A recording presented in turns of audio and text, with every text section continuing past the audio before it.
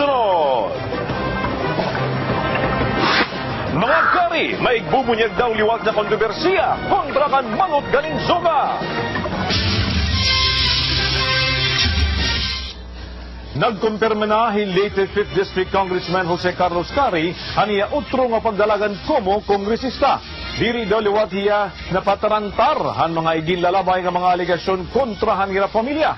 May na pa daw nga ni hira igbubunyag nga kontrobersiya kontra kan Manot Galinsuga. Nagpapatrol Ranulfo Dugduman.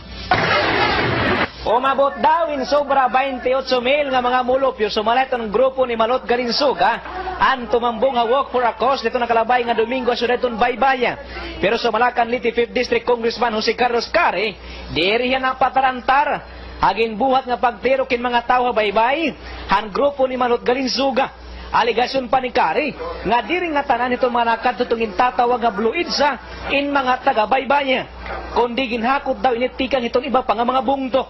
Kung may daman mga ginlalabay nga aligasyon ni Galinsuga, ini daw nga tanan iniging timing lang nga madalagan ni Kalkal di hasud itong baybaya. They usually do this during election time to siyempre maano yung isipan ng mga tao. Pero as of now, wala namang naniniwala sa kanila. Determinado gihapon ni Cari nga adtong aktibidad itong grupo ni Galinsuga, hindi rin makaka-apekto ito niya utro nga pagkandidato pagka-congressman.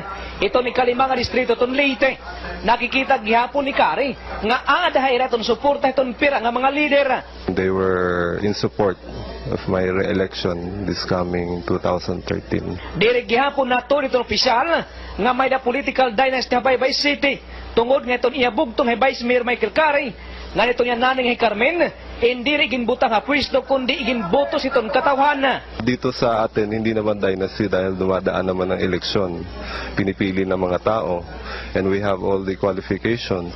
Huhulaton na daw itong pamilya Cari, itong eksakto nga panahon, para igbuyagyag liwat itong mga diri maupay nga binuhatan ni Galinsuga. It's not time to siraan siya. No? Pero I'm sure yung mga tao rin alam na nila kung ano yung pagkatao ni Manot. Andam daw liwat nga buhatan itong pamilya Cari, itong gimbuhat itong grupo ni Galinsuga nga magtiro kindamo nga tawo. Ngan ini ingin aandaman na yan na Ranulfo Dukdukan TV Patrol Tacloban.